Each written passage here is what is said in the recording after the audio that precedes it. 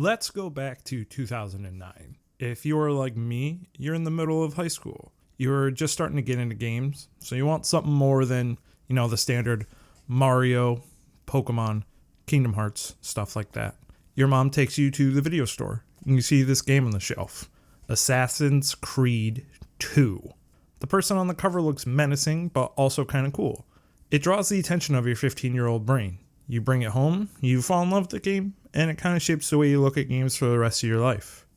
I personally have played Assassin's Creed for a long time at this point.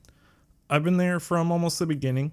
I love the games, and while I've taken a break from the series here and there, still have never played Revelations. Along the way, there have been some missteps. Honestly, I'm a bigger fan of the new age games. I like them more than the older style. I mean, my favorite game out of the series is actually Valhalla. I do see some flaws in it, and the game is way too long for its own good. But I love the game, and I love the time it's set in, so I really do like Valhalla the most out of all the games I've played so far. While I do like Valhalla, it did make me miss a lot of the older things about the series. Like the focus on actually assassinating people instead of just being a big old brute. The parkour actually making sense instead of just being able to climb whenever you want. And the feeling of being pretty weak unless you're actually being an assassin and doing all those counters and stuff instead of just, whacking away at a dude. And the fact that you can just run into a group of people and come out with no harm is always a big thing to me.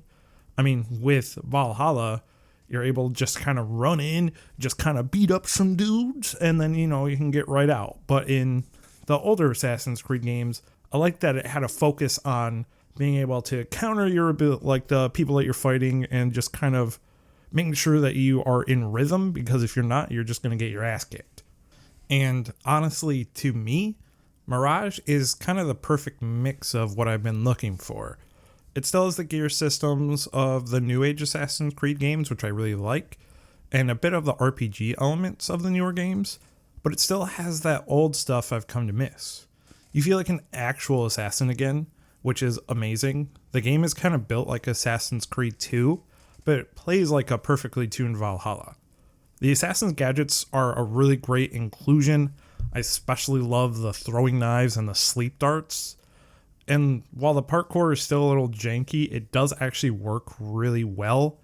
Basim feels really fast. He doesn't stick to as many surfaces as, like Eivor would. So it actually feels really nice comparatively to Valhalla, where Valhalla, that was like the one thing about the game that was really bad was the parkour itself.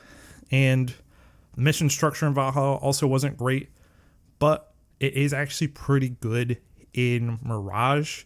The multiple ways you can kind of get missions done is really the perfect thing to have in an Assassin's Creed game. It really does make you feel like an assassin because you get to choose the path you take in the mission, which is awesome. Now, and I'm not saying that the game is perfect for Mirage. It definitely has a lot of things that can be improved on. Since this is based off of Valhalla's game engine, it does honestly feel kind of clunky. I mean, while I do really like the parkour, you can kind of still see the bones of the system that Valhalla had in place. You see that Basim kind of does want to stick to an object, but then he quickly moves out of it. So that is a little bit weird. The animations can be a little bit odd. And honestly, the combat itself feels really bad. It honestly feels like they don't want you to get into combat at all, and that they really want you to focus on being an assassin.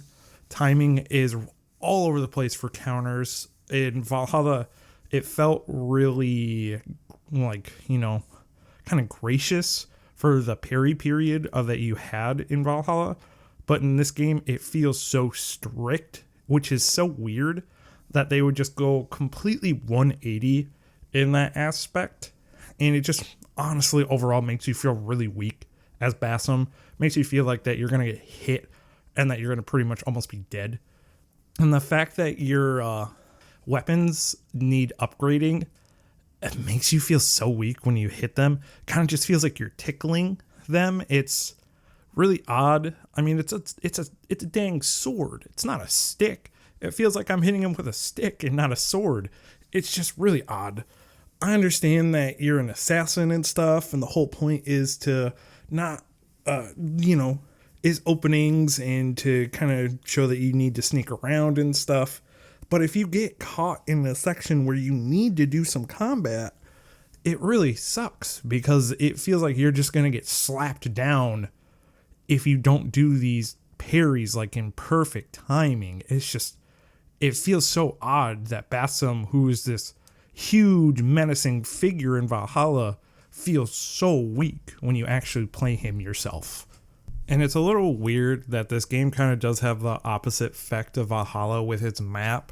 My biggest personal complaint about Valhalla itself is that the map is way too big and they put too many things inside of that map. So it's just kind of a huge world you have to explore, and it feels like you have to put like 100 hours into this thing, and this game, it's the opposite effect, where it's just so small, it makes you feel like this game is kind of just a piece of DLC. I mean, which the game did start out as. It did start out as a section of Valhalla that they were just trying to show out as DLC, but while they were making it, it did kind of go into more of a smaller size game. So I do understand that aspect, but the map is still just so small, and a lot of it is honestly just empty desert and space, and it just isn't good. And it's like I'm all right with more of a shorter story in games because I don't really have as much time as I used to. I can't get sucked into like 3 50-hour games.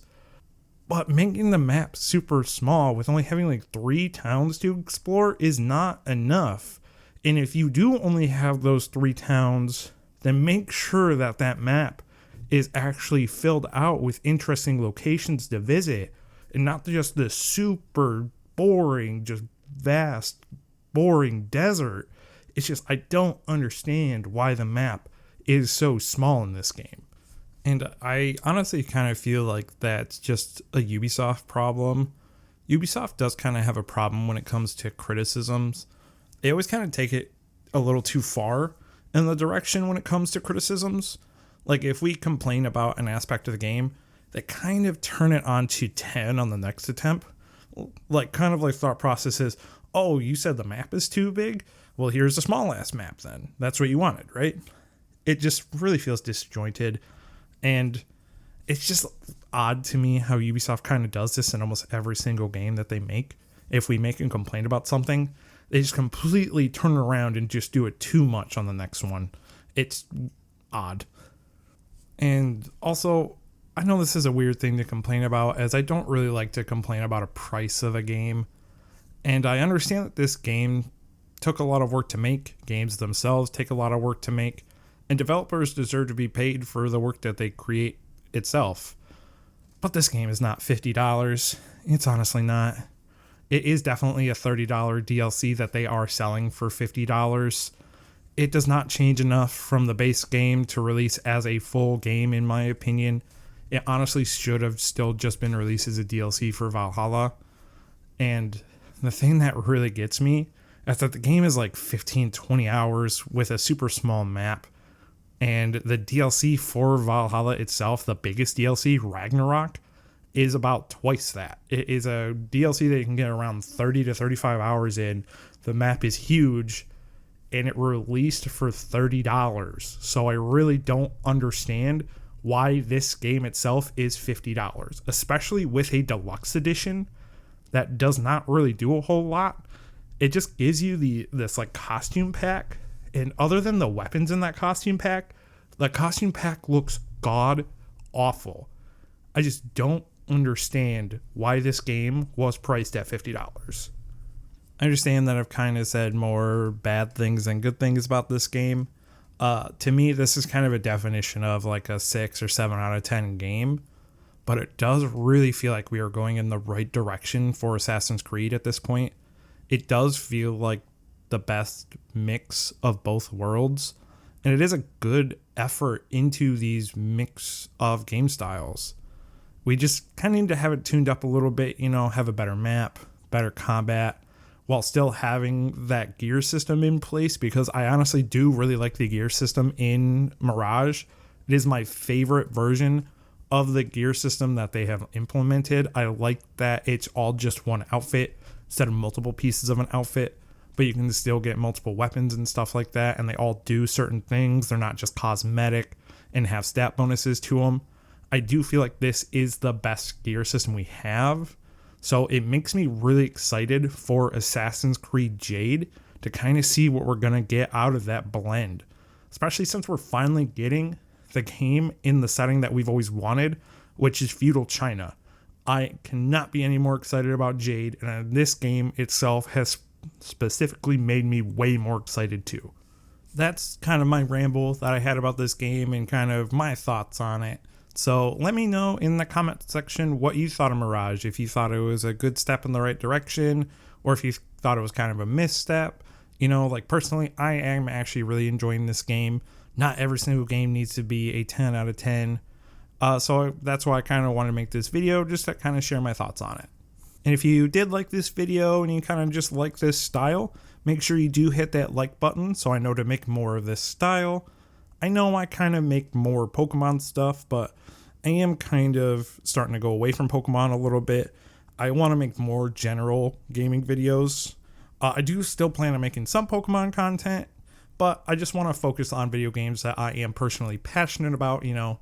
So I want to make more Kingdom Hearts, Assassin's Creed, Fate, just anything that's kind of along those lines. So again, if you like that, please make sure you hit the thumbs up, comment below what you think. And to end it off, my name is Riku of the Earth. I really appreciate you watching this video if you got to the end, and I hope you have an amazing day all. Take care.